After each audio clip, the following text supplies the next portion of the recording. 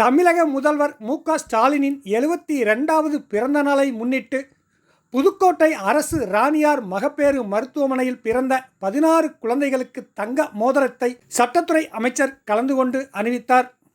தமிழக முதல்வர் மு.க.ஸ்டாலினின் 72வது பிறந்த நாளை முன்னிட்டு புதுக்கோட்டை மாவட்ட திராவிட முன்னேற்றக் கழகம் சார்பில் பல்வேறு நலத்திட்டங்கள் கடந்த 2 நாட்களாக வழங்கப்பட்டு வருகிறது.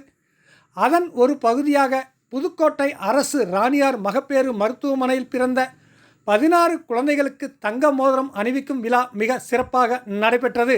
இந்நிகழ்ச்சியில் சட்டத்துறை அமைச்சர் ரகுபதி, புதுக்கோட்டை திமுக வடக்கு மாவட்ட செயலாளர் கே. செல்லப்பாண்டியன், புதுக்கோட்டை சட்டமன்ற உறுப்பினர் டாக்டர் முத்துராஜா, மாநிலங்களவை உறுப்பினர் எம். அப்துல்லா மற்றும் திமுக முக்கிய நிர்வாகிகள், பொறுப்பாளர்கள் பலரும் கலந்து கொண்டு இன்றைய தினம் பிறந்த 16 குழந்தைகளுக்கு தங்க மோதிரம் அணிவித்து குழந்தைகளை வாழ்த்தினர்.